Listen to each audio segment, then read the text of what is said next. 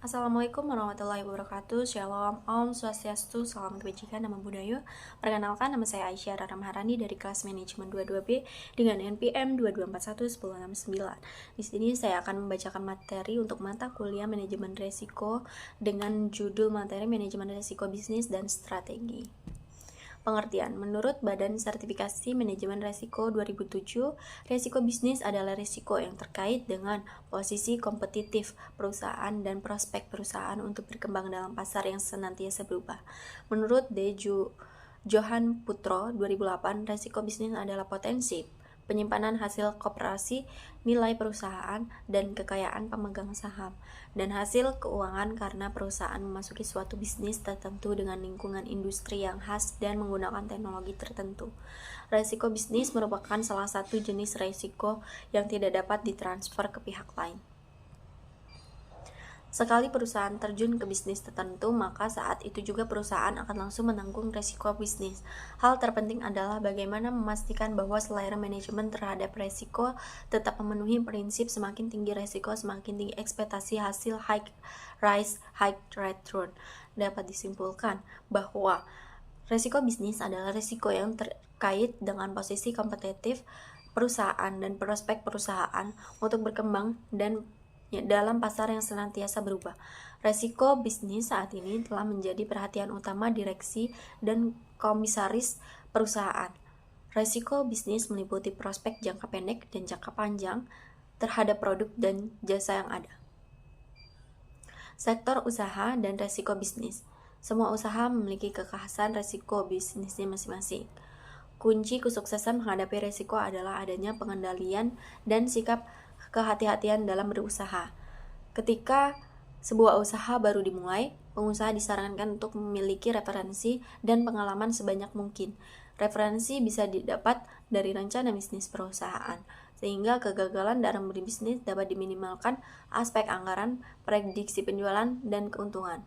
Prediksi masa penurunan penjualan, penciptaan produk baru, biaya gaji karyawan, dan keputusan investasi merupakan hal yang perlu dirumuskan secara matang sebelum sebuah usaha dimulai.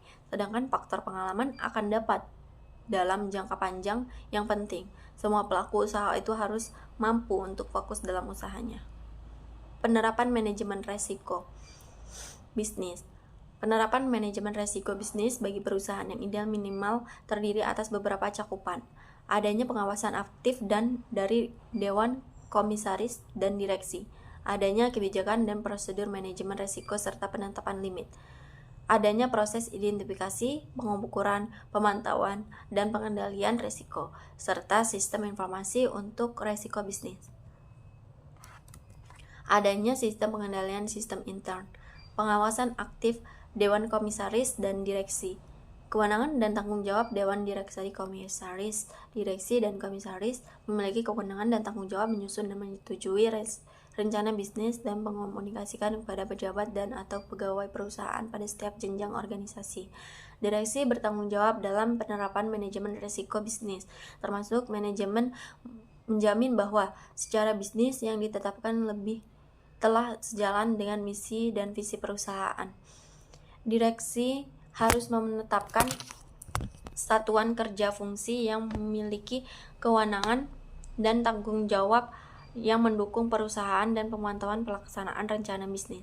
Direksi bertanggung jawab untuk memastikan bahwa manajemen risiko bisnis telah diterapkan secara efektif dan konsisten pada seluruh level operasional terkait di bawahnya. Dalam hasil, direksi mendelegasikan sebagai tanggung jawabnya kepada pejabat eksekutif dan manajemen di bawahnya. Pendelegasian tersebut tidak menghilangkan kewajiban direksi sebagai pihak utama yang harus bertanggung jawab. Sumber daya manusia. Perusahaan harus menetapkan sanksi secara konsisten kepada pejabat dan pegawai yang terbukti melakukan penyimpangan dan pelanggaran terhadap ketentuan ekstern dan intern secara kode etik internal perusahaan.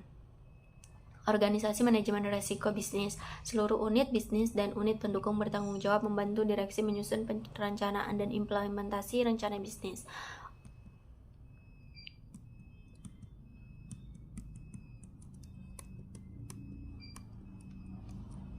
Proses identifikasi, pengukuran, pemantauan, dan pengendalian risiko, serta sistem informasi Untuk resiko bisnis, identifikasi resiko bisnis. Perusahaan harus mengidentifikasi dan mengoptimalkan deviasi atau penyimpanan sebagai akibat tidak terrealisasinya atau tidak efektifnya pelaksanaan rencana bisnis yang telah ditetapkan, terutama yang berdampak signifikan terhadap permodalan perusahaan. Pengukuran resiko bisnis dalam upaya mengukur sejauh mana resiko bisnis. Rasio yang sering dipakai adalah Degree of Operating Leverage atau DOL. Rasio ini adalah perubahan laba operasi dengan perubahan penjualan.